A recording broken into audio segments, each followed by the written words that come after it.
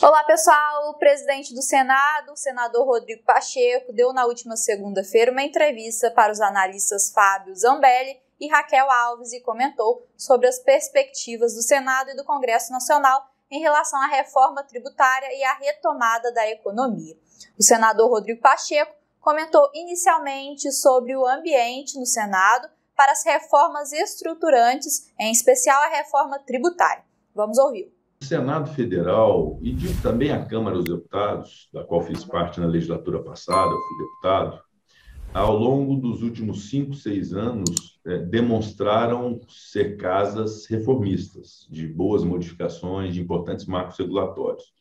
Nos últimos 6 anos, avalie você, Fábio, tudo quanto aconteceu no Brasil em termos de reformas e de mudanças de marcos legislativos. Aprovação da reforma da Previdência, aprovação da reforma trabalhista, de uma nova lei de terceirização, a aprovação de uma reforma política em 2017, né, com as modificações que nós tivemos no sistema político brasileiro, com o fim das coligações, com o estabelecimento da cláusula de desempenho para a diminuição do número de partidos políticos. Aprovamos marcos legais importantes, como o marco legal do saneamento, com a nova lei de licitações, a nova lei de recuperação judicial e falências, uma série de marcos legislativos que foram a lei do gás e assim sucessivamente foram feitos. Estabelecemos algo importante também nos últimos anos, que foi o teto de gastos públicos e a PEC emergencial que impôs o protocolo fiscal para os momentos de crise, coisa de país sério, porque os países sérios devem gastar aquilo que se arrecada, não podem se endividar assodadamente e irresponsavelmente. Então, um conjunto de reformas que eu reputo até que esse momento que nós estamos vivendo, de uma crise aguda da pandemia, com privações das mais diversas e com modificações das mais profundas na vida da sociedade, a nossa economia podia estar mais abalada do que está. Eu considero que ela não está mais abalada e tem sido resiliente muito em função de todas essas modificações que nós fizemos ao longo do tempo no Congresso Nacional. E o Congresso Nacional atual continua na mesma toada, com a necessidade de poder apreciar democraticamente, respeitando a vontade da maioria, aquilo que é importante para o país. Então, está na mesa hoje a discussão sobre a reforma tributária, que é a reforma, junto com a previdenciária e a trabalhista, é a reforma mais aclamada, né, reclamada pela população e pela sociedade. Ou seja, todo mundo reconhece a dificuldade do nosso sistema tributário, o quanto ele é complexo, o quanto ele é inibidor dos investimentos e da presença de investidores, inclusive internacionais no Brasil, porque quando vem aqui esse cipoal de legislação, de regulamentação pela Receita Federal e de insegurança jurídica, fruto, inclusive, das decisões do Poder Judiciário, isso acaba inibindo o investidor. Então, nós todos estamos absolutamente conscientes da necessidade de termos um sistema tributário simplificado, desburocratizado, claro, que não vai ser perfeito, porque ele vai gerar algum tipo de distorção, não é? Até no parâmetro que existe hoje, quando se propõe, por exemplo, um imposto sobre valor agregado, que seja um imposto único, ele pode gerar algum tipo de distorção para determinados segmentos, é fato, mas a simplificação, a desburocratização, deixar mais claro e transparente esse ambiente de sistema de arrecadação, acho que é fundamental para o Brasil. Todos nós temos essa consciência. Então, se essa consciência está no seio da sociedade, está no Congresso Nacional, é da parte do governo federal também uma prioridade, não há por que não fazer uma reforma tributária no Brasil. Uma vez que, como comentou o presidente do Senado, a reforma tributária é necessária e urgente, o que se precisa discutir é a forma. Veja só o que ele falou sobre a discussão da reforma tributária com o governo federal. A forma é que se discute. O que ficou deliberado dias atrás, numa reunião minha com o ministro Paulo Guedes, o presidente Arthur Lira e outras pessoas que participaram, é que deve haver uma reforma constitucional na linha do que foi o trabalho da Comissão Mista do Congresso Nacional, a cargo hoje do senador Roberto Rocha, que é o relator do Senado Federal, e mudanças infraconstitucionais, com unificação de PIS e COFINS, com melhor regulação sobre o imposto de renda, com uma redução da alíquota de IPI, com a manutenção da alíquota ou eventual incremento de carga em relação àqueles itens que são tidos como supérfluos, né, na vida da sociedade. Então, uma regulação também quanto ao IPI, um novo sistema de regularização tributária, um programa de regularização tributária, um novo refis que está sendo gestado e deve ser aprovado no Senado Federal. Então, são itens que nós estamos tratando que não são fases subsequentes umas às outras, elas podem ser feitas concomitantemente, mas são itens que estão na mesa de discussão hoje do Congresso Nacional, que eu tenho muita confiança que no decorrer do ano de 2021, ambas as casas, Câmara e Senado, poderão apreciar e aprovar essas mudanças do sistema tributário em alinhamento com o governo federal, porque é o tipo da reforma que precisa ter um alinhamento com o governo federal, que é quem arrecada. Então, ele precisa participar das medidas e, de certa forma, concordar com essas medidas. E a gente tem tido um bom diálogo para poder fazer essa implementação de uma reforma tributária. Rodrigo Pacheco também falou sobre como a questão do aumento de carga tributária que poderia vir com a reforma tributária em discussão no Congresso Nacional, em especial para alguns setores da economia que foram e ainda estão sendo severamente atingidos pela pandemia, como o setor de comércio e de serviços, por exemplo. Veja só o que disse o senador sobre o assunto. Bom, uma preocupação grande que eu tenho, a pergunta dele é muito pertinente, é de não onerar setor algum, muito menos esses setores que foram severamente atingidos pela pandemia.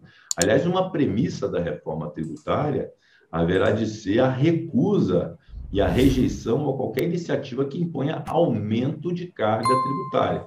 Obviamente, do ponto de vista geral, né? Porque, eventualmente, a criação de um imposto para a supressão de outro, o aumento de uma alíquota para a redução de alíquota, por outro lado, obviamente que esse é um sistema que pode se organizar dessa forma. Mas nós não podemos, sob o prisma geral de carga tributária, admitir aumento de carga tributária para o contribuinte. Daí a dificuldade da reforma tributária, porque ninguém quer o aumento, ninguém aceita o aumento da carga tributária, e o Estado, por sua vez, o Estado lato sensu, não admite também uma queda de arrecadação. Então, essa é a dificuldade que nós temos que nos apegar, então, sempre à simplificação, à desburocratização e à transparência. Mas a pergunta dele é muito pertinente, e o que eu observo nessa pandemia, além da tragédia que nos assolou com a perda de vidas, né, de pessoas próximas, parentes, e que realmente deprimiu o Brasil, não há dúvida alguma, mas essa pandemia gerou um fator também curioso, que é o da desigualdade nos setores econômicos, né? Além da desigualdade social, que é muito patente hoje na vida nacional, ou seja, aumentou o índice de miséria, aumentou a fome,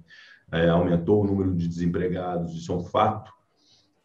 Houve também um aumento da desigualdade de setores econômicos, ou seja, setores que estão superestimados, né, com um lucro acima do que se imaginava em qualquer situação do país, né, especialmente na área de commodities, né, área de mineração, o agronegócio, e que bom que estejam assim, porque geram emprego, geram arrecadação, é muito importante que todos evoluam, né?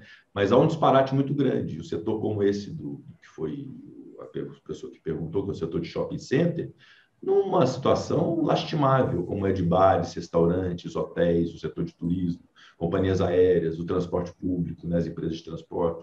Então, o setor de serviços, de modo geral. Então, houve uma desigualdade muito grande, não há dúvida alguma.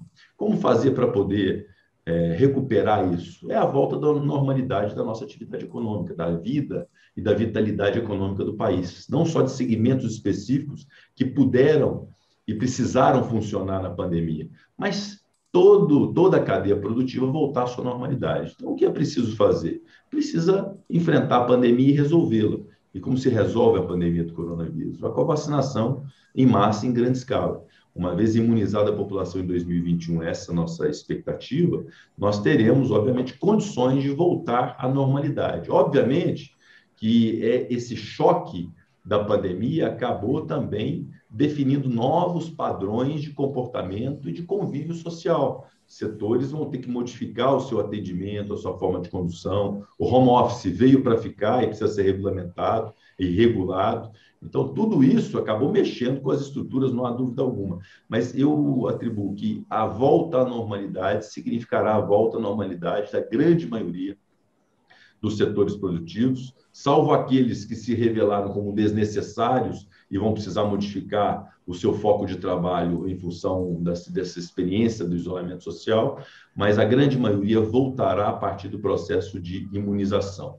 Pacheco também falou sobre o que pode ser feito para ajudar especialmente esses setores que foram os mais atingidos, inclusive dentro do próprio Refis, projeto de autoria do senador. Vamos ouvir as proposições do presidente do Senado nesse sentido. E o que é preciso fazer? Obviamente, ter um olhar para esses setores que foram mais atingidos, em diversos aspectos. Na liberação de créditos, ou seja, os bancos públicos podem desempenhar um papel importante, e os bancos privados também, por que não, de focar esses segmentos que foram mais atingidos, de fazer um planejamento de crédito a longo prazo, para que possam restabelecer o seu funcionamento. O governo pode ter políticas que sejam políticas inclusivas para esses setores que foram mais atingidos. A própria reforma tributária poderá identificar esses setores e ter uma programação e de algum tempo para poder minimizar os impactos que sofreram na pandemia.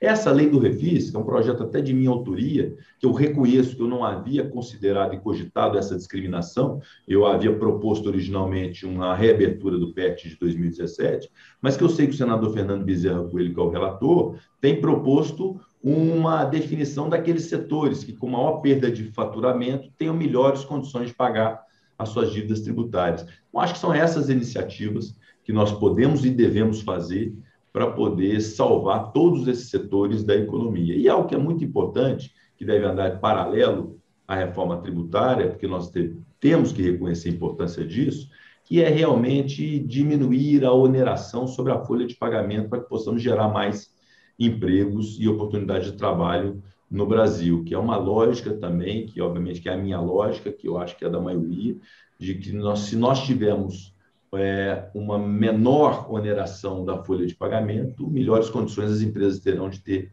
mais empregados e, portanto, quanto mais pessoas empregadas, melhores condições econômicas nós temos de desenvolver a economia e girar essa roda, que é muito importante. Todo mundo com capacidade de compra, todo mundo com trabalho para poder manter-se a si próprio e as suas famílias a partir da sua força de trabalho. Então, são inúmeras medidas que algumas já foram tomadas, outras precisarão ser tomadas para poder salvar setores inteiros. É muito importante que isso aconteça no Brasil. Mas a premissa maior é realmente o processo de vacinação que nos faça voltar ao mínimo de normalidade no Brasil. Bom, pessoal, isso era tudo que eu tinha para dividir com vocês aqui hoje. Eu vou te pedir também para comentar aqui embaixo, falando o que você achou desse vídeo. Se essas informações foram relevantes para você, nós vamos adorar saber a sua opinião. Se você tiver gostado do conteúdo, não deixe de dar o seu like, de se inscrever aqui no nosso canal e de ativar as notificações para não perder nenhum vídeo que a gente vem publicando por aqui. Desejo a todos vocês uma maravilhosa semana. Nos encontramos aqui novamente no próximo vídeo. Um grande abraço, até a próxima. Tchau, tchau!